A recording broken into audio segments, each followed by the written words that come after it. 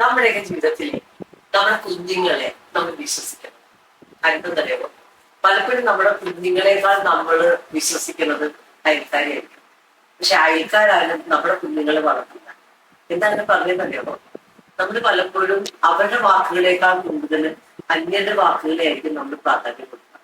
ഞാൻ ഇപ്പോഴും ഓർക്കുന്നുണ്ട്, 93 BSc സുവോളജി പാസ്സായി കഴിഞ്ഞിട്ട് എറണാകുളത്ത് എന്റെ ചേട്ടനോടും 2 പാർട്ട്നേഴ്സിന്റെ ഒപ്പം ഞാൻ ബിസിനസ് തുടങ്ങാൻ ആരംഭിച്ചിട്ടുണ്ട്.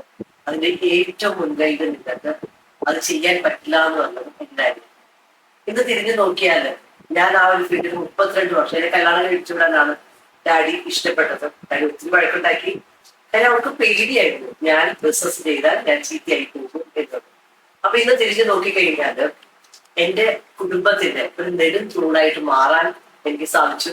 അപ്പം എന്റെ ഭർത്താവിന്റെ വീട്ടുകാരുടെ മുമ്പിൽ എന്റെ ഒരു ഐഡന്റിറ്റിയിൽ ജീവിക്കാനായിട്ട് ആ ഒരു തീരുമാനം ഞാൻ എടുത്തത് കൊണ്ട് എനിക്ക് പറ്റിയിട്ടുണ്ട്. അപ്പൊ ഞാൻ നിങ്ങളോട് പറഞ്ഞെന്താണെന്നറിയാമോ, നമ്മളുടെ മക്കളെ നമ്മൾ ട്രസ്റ്റ് ചെയ്താൽ അവരുടെ ജീവിതത്തിൽ നമ്മൾ സ്വാതന്ത്ര്യവും ബഹുമാനവും ട്രസ്റ്റും നൽകിയാൽ അവരുടെ അത്ഭുതങ്ങളും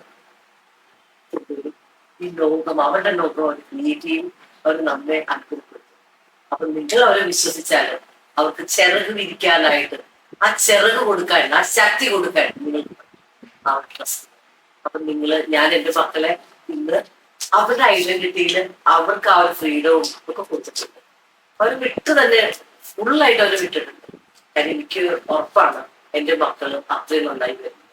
നിങ്ങൾ എന്തായാലും ഷെയർ ചെയ്യാൻ മറക്കരുത്. ഉറപ്പായിട്ടും നിങ്ങളുടെ ജീവിതത്തിൽ പേഴ്സണൽ ഗ്രോത്തിലേക്ക് പോകണം എന്ന് ആഗ്രഹിക്കുന്ന ആൾക്കാർ ലൈഫ് കോച്ച് ഷീജയെ ഫോളോ ചെയ്യാൻ മറക്കരുത്. അപ്പൊ എന്തായാലും നിങ്ങൾ നൽകുന്ന സപ്പോർട്ടിന്, സ്നേഹത്തിന് നന്ദി. അപ്പൊ നിങ്ങളുടെ മാതാപിതാക്കള് നിങ്ങളെ ഒത്തിരി വിഷമിപ്പിക്കുന്നുണ്ട്. സ്വാതന്ത്ര്യം തന്നില്ലെങ്കിലും അവരത് ടാഗ് ചെയ്തുള്ളൂ. അവരൊന്ന് വീഡിയോ കാണിച്ചു. Thank you.